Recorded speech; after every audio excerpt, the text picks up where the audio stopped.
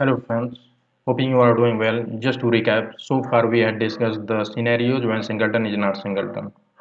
In this session, we will discuss solution of those problems one by one in details. So first is multi-threading environment. Let's go over Eclipse. In previous session, we had reproduced the issue through example in multi-threading environment where we received different hash code for singleton instance. Here we will discuss about solution. Let's start. In this example, singleton concept was breaking at this point. The flow goes like, suppose two threads. Thread 1 enters in the class. Thread 1 accesses the method getInstance here. Initially it finds instance is null, so the control goes to the within if block and initializes instance variable by new object. Consider thread 2 also comes parallelly with thread 1. It might be possible thread 1 not complete the initialization and assignment process. In this case, thread 2 also will check this condition and will find instance is equal to null. Thus will create a new instance. In this case, we will have two instances of the singleton object. To avoid it, what we can this whole method synchronized.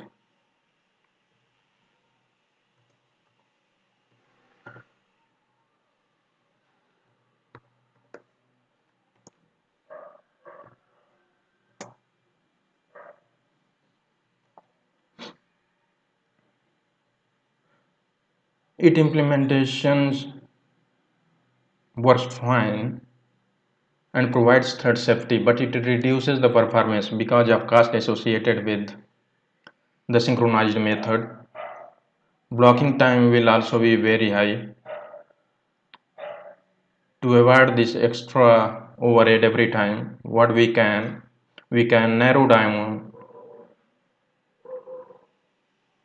the synchronized block, and after removing from here we can place just after if block.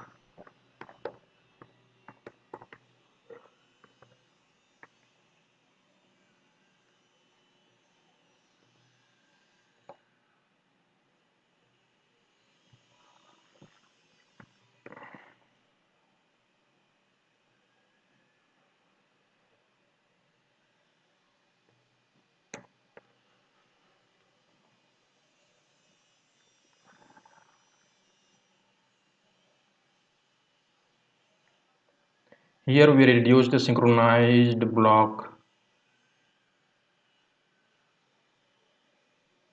area of execution and reduce the blocking time also. But in this case, thread has to wait whether instance is null or not. I mean to say that by the time thread 2 gets the log, it might be possible instance is instantiated by any other thread. So we need to put external check after this.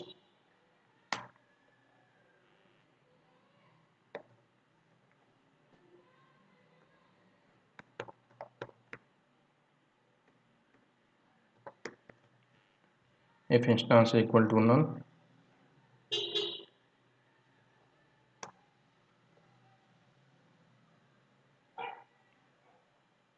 then new object will be get initialized and will be assigned to the instance variable.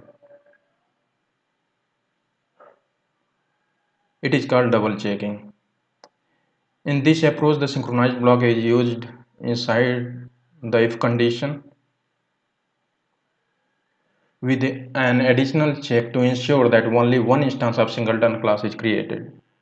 But one issue in it might be possible when T2 is writing and T1 comes. It reads the half-baked value of the instance that may lead to inconsistency in behavior, or exception can be thrown, or anything can be unpredictable. So to avoid of reading half-baked value of the object, we can use here volatile keyword.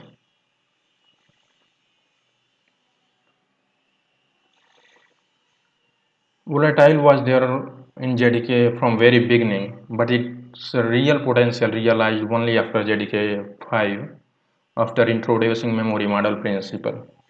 It is also known as happens before principle. Thread 2 can only read value when thread 1 completely retain value in the object. Volatile publishes changes to read for the other thread.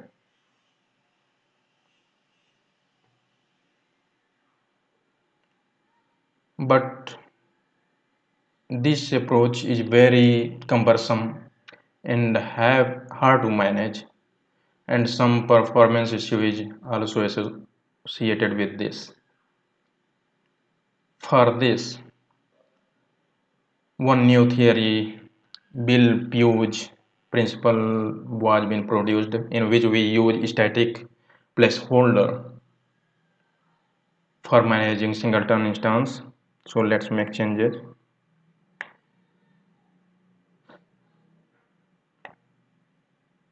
We will create a static class here.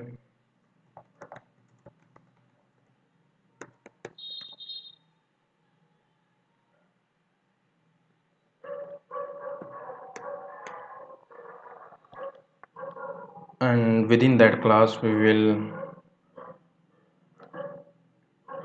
initialize a constant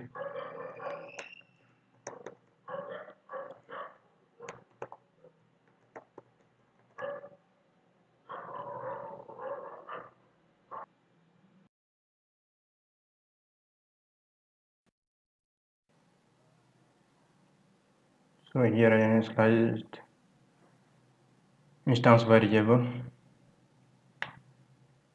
and now within get instance method we will comment out this portion.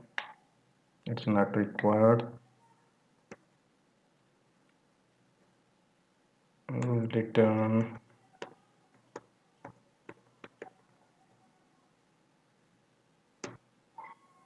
helper instance method.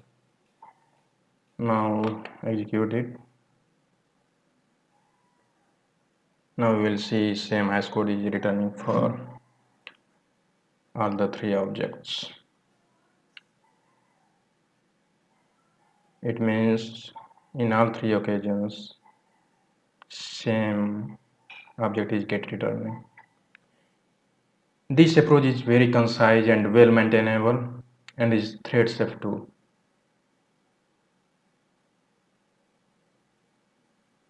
Only first time we will pay the cost of initialization, but all subsequent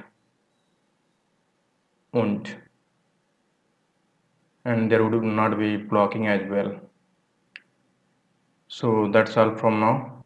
Please keep on writing your queries, comments, and following me on social media. See you soon. Thank you.